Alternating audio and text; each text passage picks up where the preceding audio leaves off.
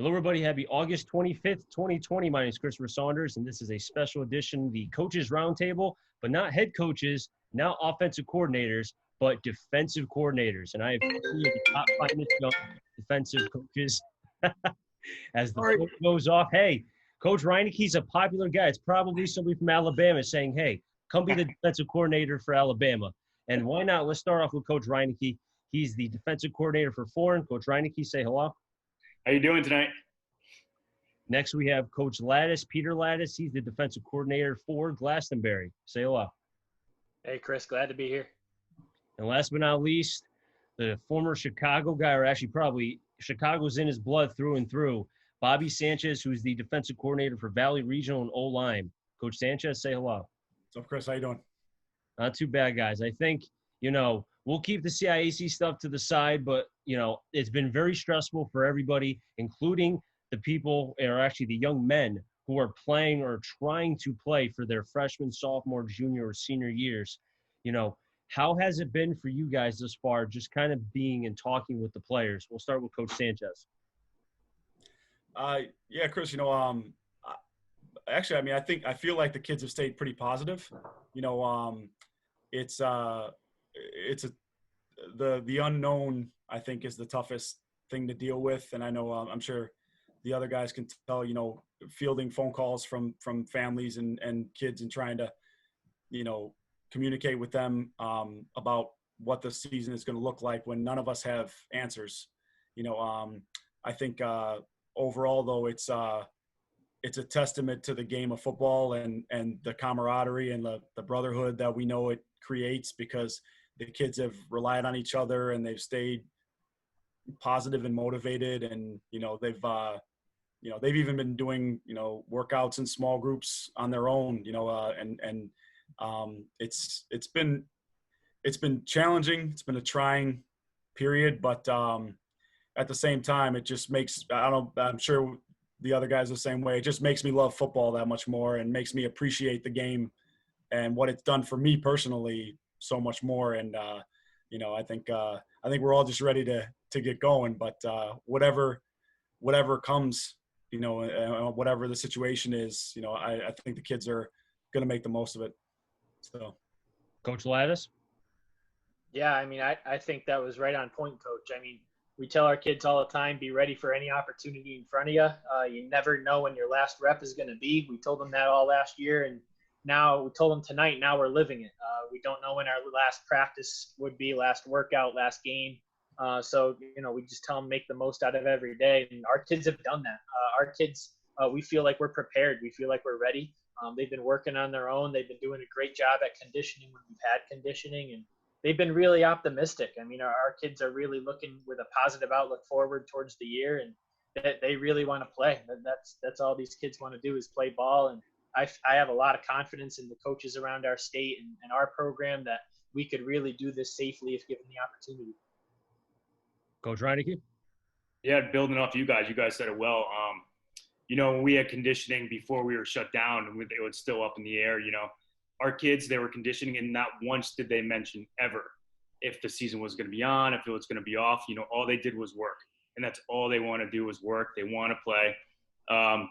And it just says a lot about the kids just fighting through adversity, that they're not going to let things bring them down. They have a focus that they want to have a season, but whether it's up in the air or not, they're still going to continue to work. And it's a testament to the kids' mental ability and their drive.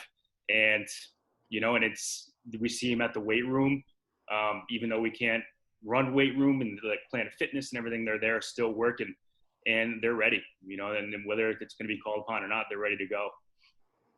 What's impressive to me, guys, is, something that I've seen a lot through the social media now during when we were quarantined and even now to a certain degree during the pause, I still saw kids putting on social media, either on Instagram or Twitter, their workouts. Speaking of defense, since you guys are all defensive coordinators, seeing the linebackers work on their footwork, or if they have their own little weight room, they're benching. It just seemed to me that no matter the adversity, the kids were trying to prepare themselves without even knowing if there was going to be a season. I'll start off with Coach Reineke. Yeah, they're not taking anything for granted anymore. You don't know what's going to happen. so they're going to prepare themselves whether there's a season or not. And I think it's going along every sport, not just football, basketball, baseball. You see kids working and they want to prepare themselves. They want to be in the best shape possible. And that's what these kids are doing. They're eager to play. They want to play. They're getting their bodies in shape. And whenever they're called upon, they're going to be ready for it. Coach Ladas, are you noticing the same thing as well? Because I know when I had you on, there were a lot of big-time players on your defense that you were really excited to see. And I know with the pause, that could have, ruffled some feathers as far as like, hey, we want to play, but at the same time, we don't know what we're going to do, so we may not train as hard.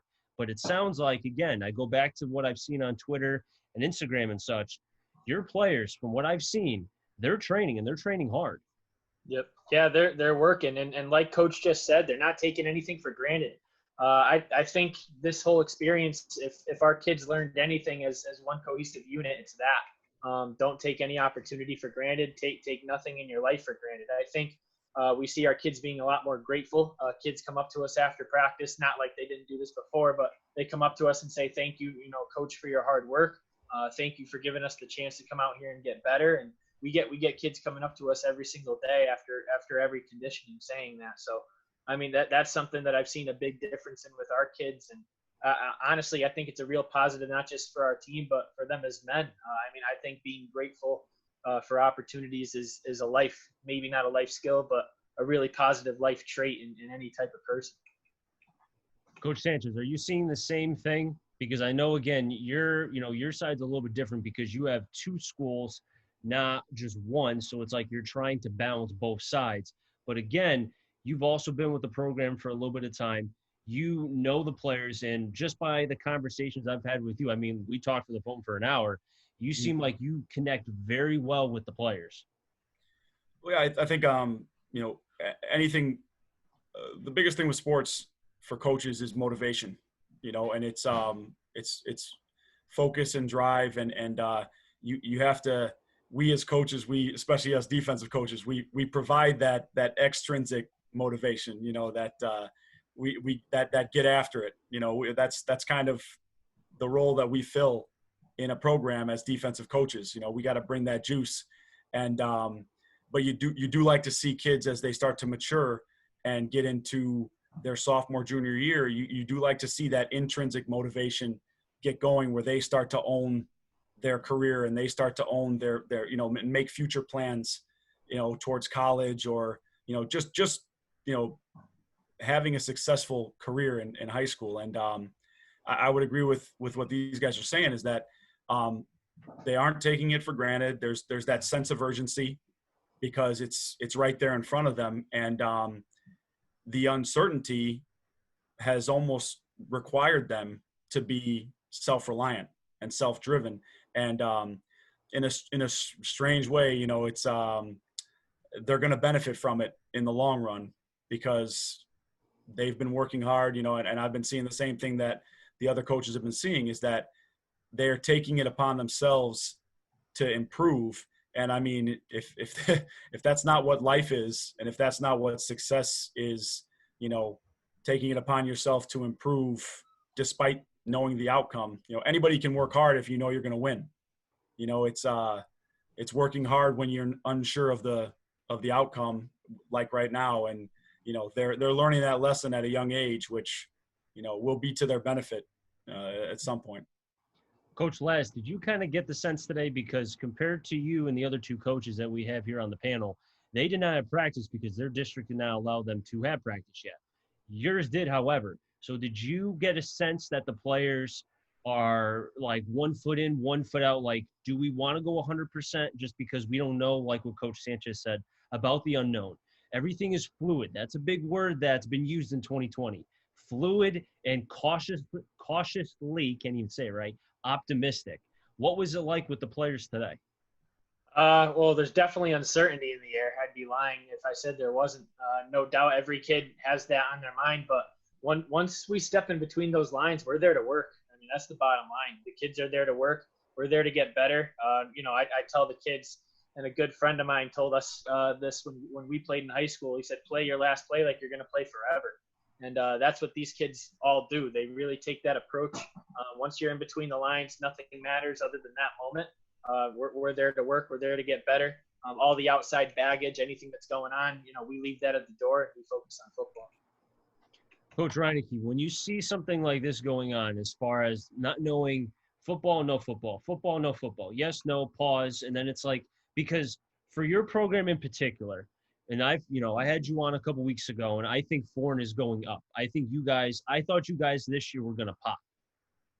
Just because you think about it, 2 years ago, 1-9, last year, 5-5, the steps were there, and then you had something building, and then now, not because of you, the players, or anything else other than this virus, it kind of puts a pause on that. So for you as a defensive coordinator, knowing that you guys have built so much going into this season, how are the players, just from what you've talked or who you've talked to, how are they reacting to it? They're reacting. They're very mature with what's going on right now. They're taking it in. It's not easy for 15, 16, 17-year-olds to take this all in.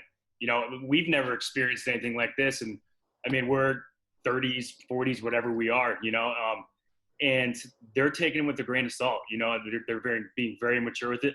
They're working hard. Like you had your off season, end of the year conferences and say, hey, let's get in the weight room. If you want to start stepping on the field Friday night, you got to get into the weight room. And these kids are continuing to do it. And they want to play. They want to play. They want to win. And it's just a testament to what they're doing. And these kids are growing up fast. They're growing up real fast, and they're having to deal with things that with no one else has dealt with. And it's going to, like you guys have said, the other coaches said, it's going to benefit them in the long run in life, and they're going to be able to overcome adversity. They're going to be able to say, hey, I went through this and I was successful. And that's the approach that they're taking. It's a real testament for the kids and how mature they are and how badly they want this. We may not know what's going to happen as far as tomorrow or the next day or what the decision could very well be. It changes from what seems to be like day to day. But let's go to more of a positive side. Let's get to the parts where I think people would love to be able to hear, which is picking the brain of each and every one of you as far as the defensive side. Now, the first question I have, and I'm going to go to Coach Sanchez first, is the linebacker position. Now, you think about it back in, I don't know, the 70s, 80s, compared to now, I think it's completely different because even back then, the linebacker, at least from what I've, both read and just listening to people, it was C ball or C player and hit player. Now it's the linebacker has to go sideline to sideline, has to kind of almost be, in some ways, the cornerback in that kind of defensive area. Coach Sanchez, you feel that same way? Yeah, no, it's I'm laughing because it's funny you would ask that to a Bears fan because I was a year and a half old in 1985, but the big what everybody remembers about the vaunted Bears defense, a guy that is somewhat forgotten on that defense is Wilber Marshall. And when the Bears signed Wilber Marshall, they already had Mike Singletary, who was playing the Mike linebacker. He was that field general, that captain of the quarterback of the defense player. And then they had Otis Wilson was your typical Sam linebacker in the box. He's the walk-up guy. And then they bring in Wilber Marshall. And that was the first time that you kind of saw a linebacking core where you had three distinct players that were different. Singletary was a traditional linebacker. Otis Wilson was more of that big gap filling guy. And then Wilber Marshall, if you took Wilber Marshall from 1985 and you moved him to today, he would look almost exactly the same as Von Miller. And same size, same speed. And he was that off the edge guy that you would bring to overwhelm a side.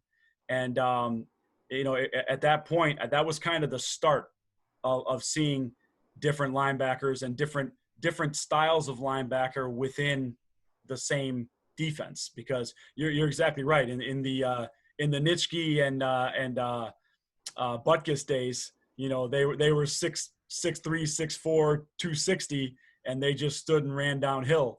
But I just saw a post on Facebook comparing Ray Lewis and London Fletcher. I'm sure you guys probably saw it too. And just looking at a London Fletcher type player, where the guy, is, 5'10", 5'11", and he's ideally a matchup against the running back out of the backfield guy, but he's got to be able to take on a guard inside the tackles. That's what your prototypical 4-2-5 linebacker is looking like now. And then you've got these edge guys that are, they're fast, athletic defensive ends, but they can come off the edge from either side. I'm dating myself. I'm 36, but when I played in high school, it was called a 5-2 defense. Now all of a sudden it's a 3-4, and it's strictly because those two guys that are on the edge, they're able to drop and pass coverage. They're able to come off the edge. They can do so much more. They're so much more versatile now as outside linebackers, and it's just these guys will tell you, defense. Our job is to follow what the offense does and see what the offense does week to week, and then come up with a scheme to stop the offense. And that's what defensive football has done. It's evolved because the offensive game has evolved. The spread game, the option game, the RPO game, everything has created a need for defensive players to be faster and more athletic and better in space.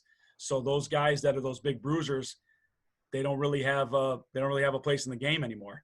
So if you saw a linebacker and a running back running next to each other in today's game, you'd have a hard time telling the difference. Which it's come a long way, the position. And I was a 6'3", 230, 240 guy, so I don't know. I'd probably be like a 3 technique now.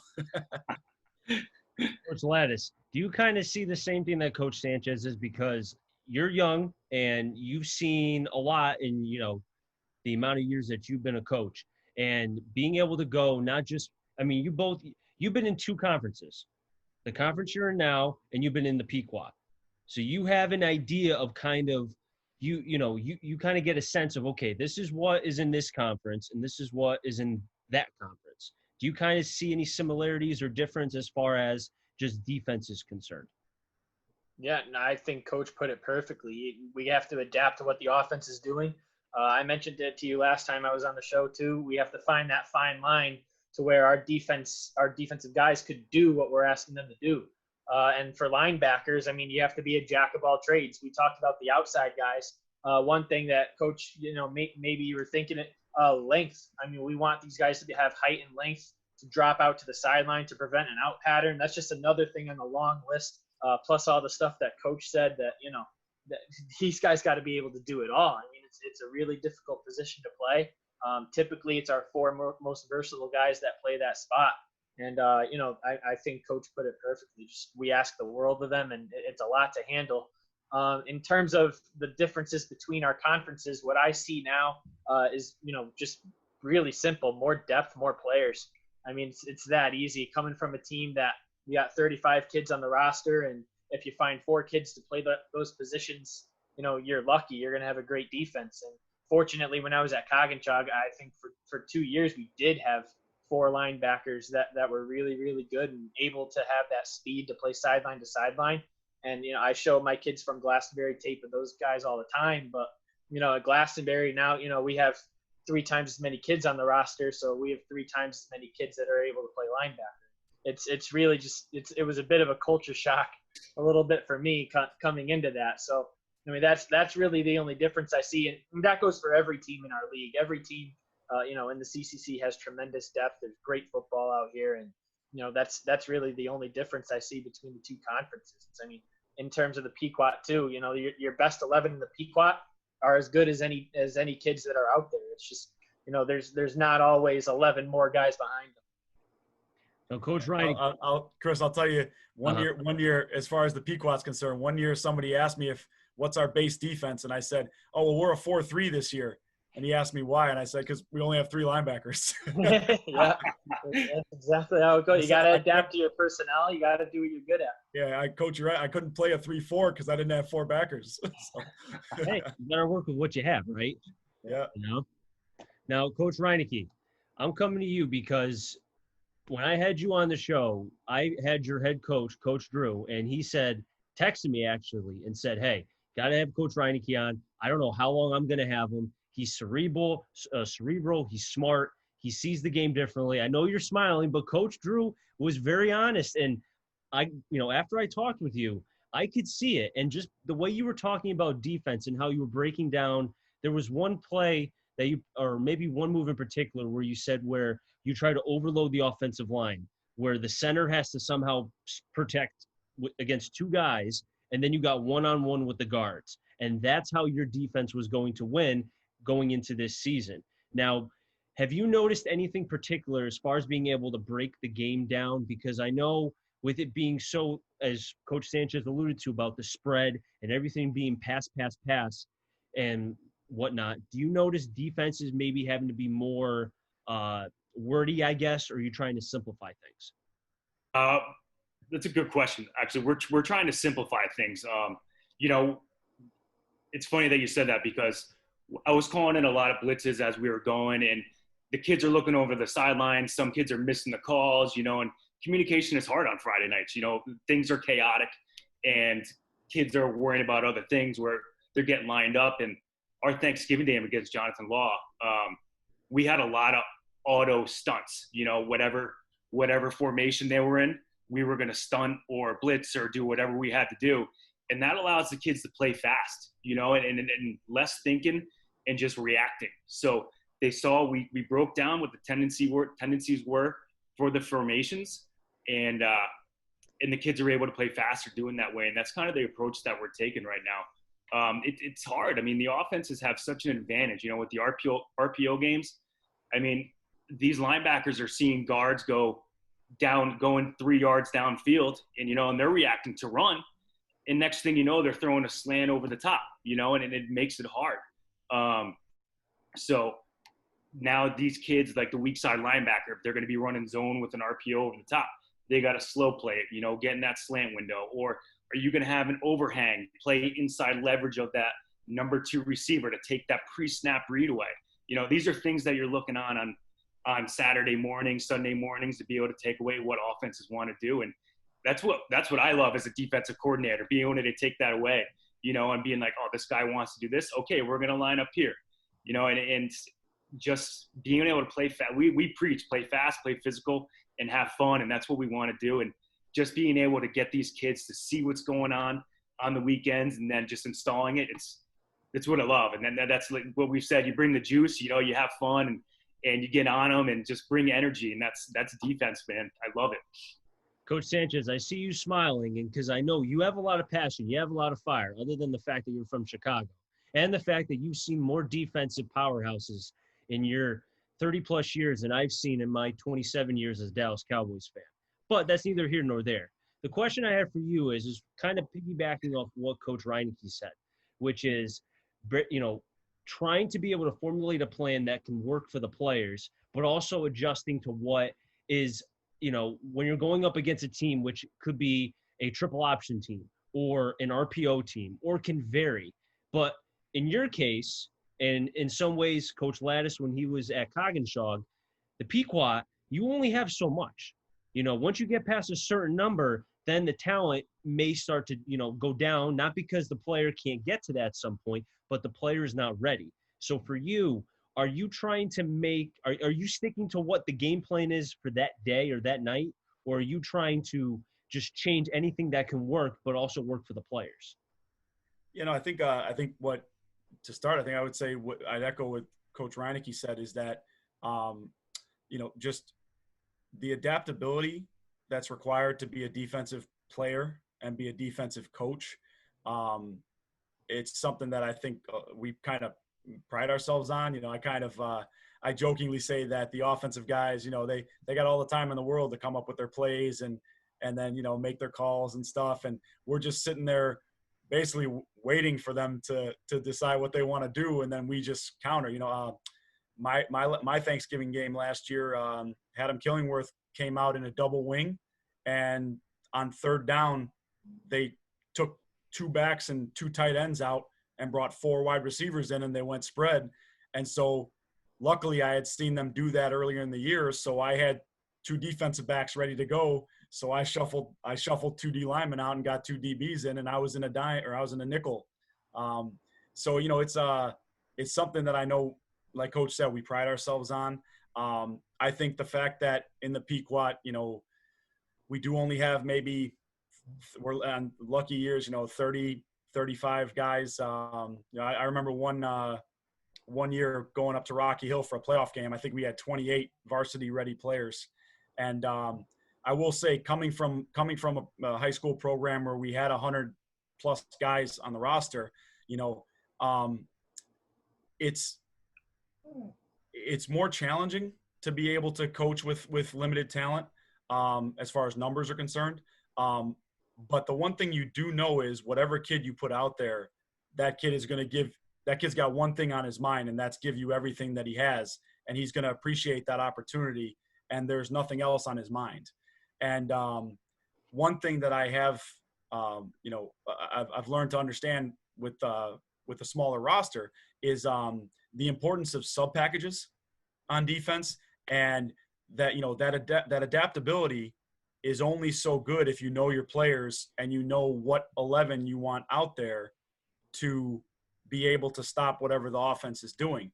And to Coach's point about simplification of the call scheme, the simpler and the quicker that you can make calls, the more diverse you can be with personnel, and you can get into different alignments, and you can adjust. Because if you have a really complex scheme, if you shift the 11 guys and you go from a 5 DB set to a 4 DB set with 3 linebackers or 4 linebackers, or 4 defensive linemen or 2 defensive linemen, those players have to know what's called, and they have to be able to adjust and adapt. And if you're making simple calls and you're allowing those 11 guys to know what they're doing, to Coach's point, we talk about 100% efficiency, 100% output. The kid knows what he's doing. He trusts his eyes and he sees what's happening. And then it's go, go, go. Because on defense, you don't have the luxury of waiting and waiting something out and seeing what's coming. You have to just see it and react to it.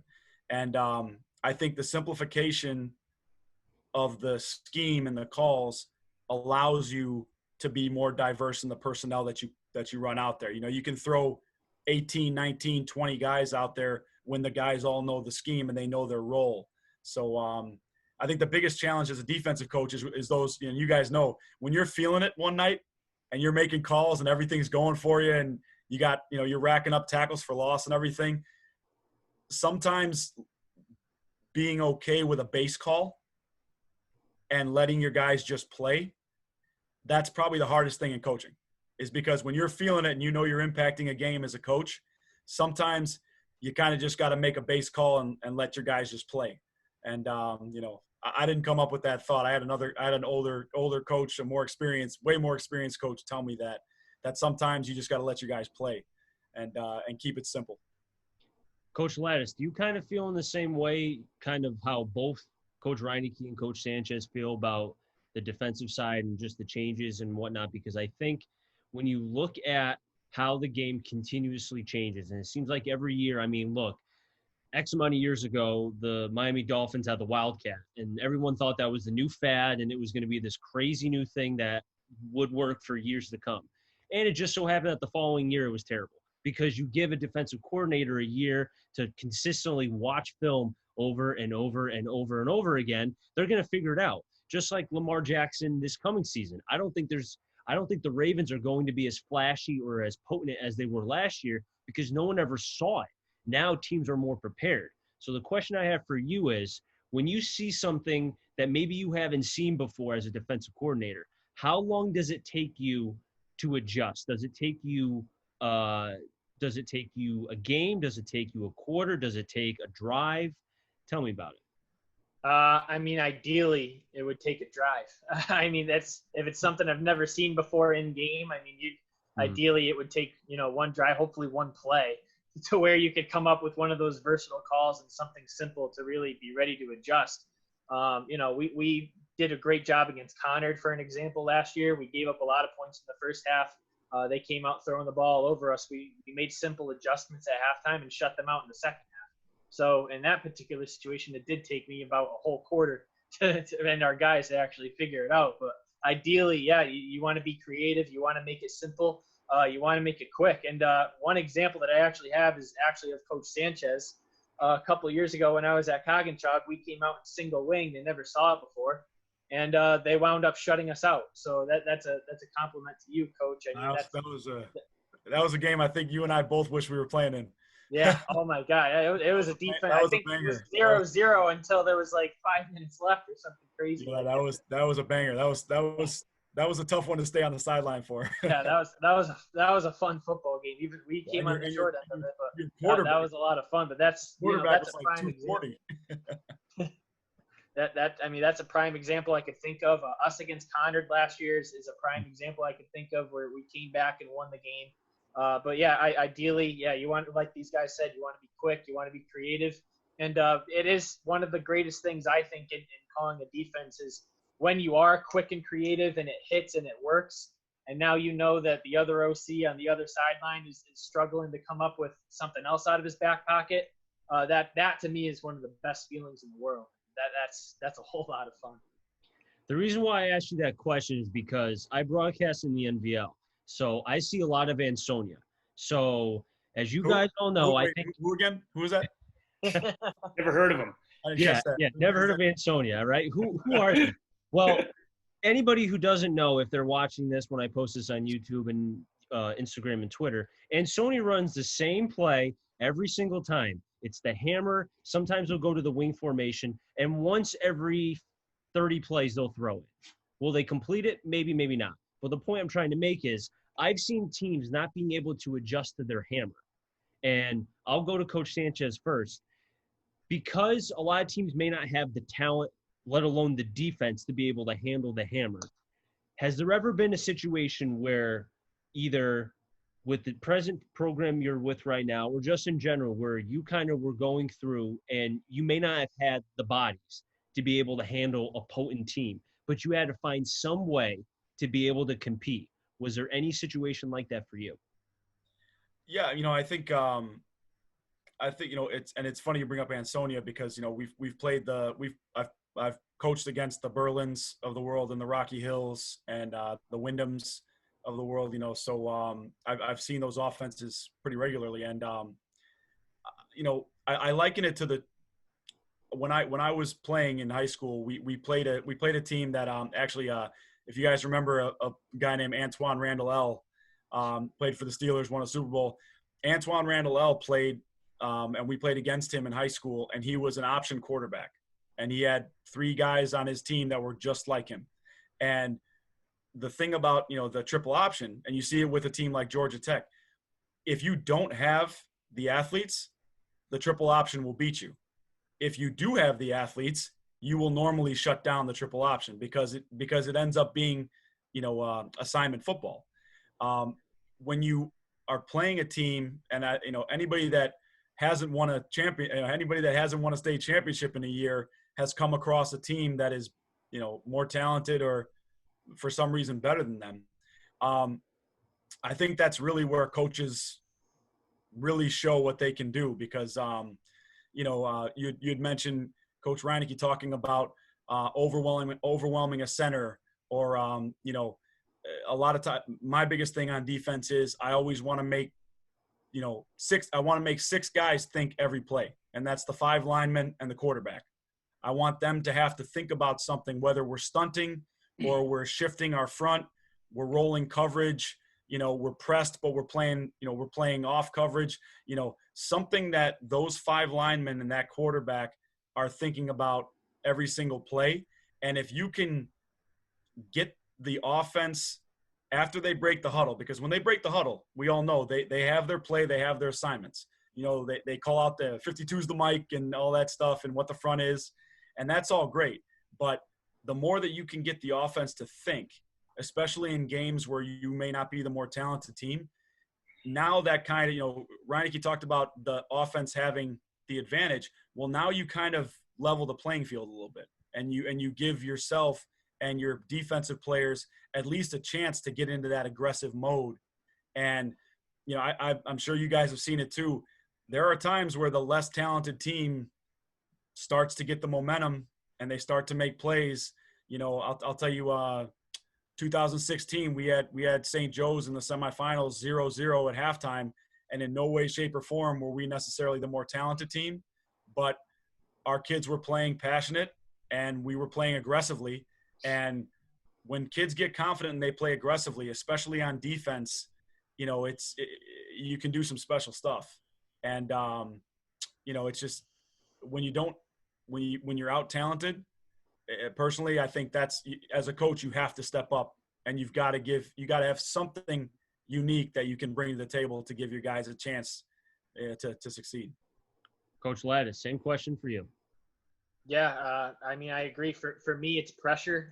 I want quarterbacks and offensive linemen thinking about where we're blitzing from. You know, when I tell our kids is if we're getting pushed and we're getting shoved by the opponent, we're getting hit in the mouth, we swing back. You know, we throw as much as we got at them, and I love that phrase, Coach. You know, make six guys think, and you know that's something I'll probably steal from you and tell my own guys. But I want them thinking about pressure. I want the receivers thinking about being pressed. I want the receivers thinking about being hit.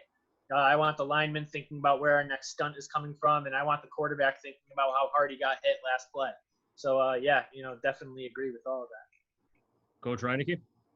Yeah, same thing. I mean, I can't agree with you guys more. You know, showing different things, whether we call it a joker, you know, like we're showing one thing and then bouncing out in coverage, or you're showing a blitz and then you're coming through with that blitz, you know, being able to show different, mess with the quarterback's eyes, you know, like mess with his pre-snap reads, because they're going to watch film. They're going to see, okay, this is where the alignment is, you know, this is what I'm expecting. You know, and if I got an overhang backer that's looking like he's blitzing, then he's punching out and getting into the hook curl or the flat or whatever it may be. You know, just messing with his eyes. That's what you need to do.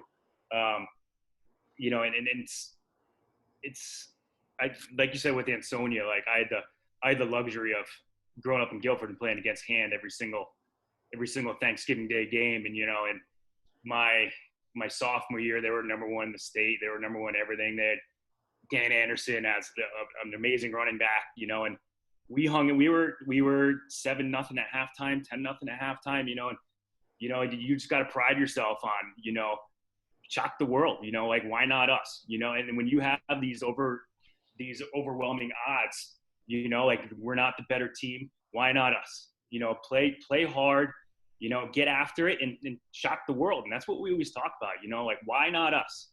And we ended up losing that game, but I mean, the Hands ended up winning the state championship by, I don't even know how much, you know, but it's something that I took into my life and my coaching is, you know, just because of the better team doesn't mean that they're going to win. You know, you never know. On a Friday night, you got 17-year-old kids, anything can happen. You know, if you play hard, anything can happen. And they got to believe that. And the more that you preach it, the more they buy into it, you never know. And the success that each and every one of you has had as far as being a defensive coordinator for both Valley Regional, Lyme, Glastonbury, and Foran each has shown. But guys, we've just about run out of time. But Coach Sanchez, thank you so much for being able to come on. Coach Ladas, thank you so much as well. Last but not least, the future Alabama defensive coordinator, Coach Reineke, thank you so much for being able to come on. You guys made this a lot of fun. I could talk forever about defense, but I know, Coach Sanchez, you have a young one to take care of. Coach Ladas, I know you have a girlfriend or actually, no, wife, correct? Fiance? Fiance. Yeah, I saw that. My apologies. I hope she doesn't get mad at me for this. Fiance. And Coach Reineke, I know you have a family as well, but thank you for, you know, being able to take some time out of your night to be able to come on. I really do appreciate it. No problem, Chris. Thanks. Hey, thanks a lot, Chris. Thanks a lot, Chris. That was awesome. I'll wrap things up here on the defensive coordinator Roundtable right here on the Connecticut Sports Talent Show. So until next time, stay safe. Remember, CT stands for Connecticut Talent, and I'm on a journey to find them all, players and or coaches. Have a good one, everybody.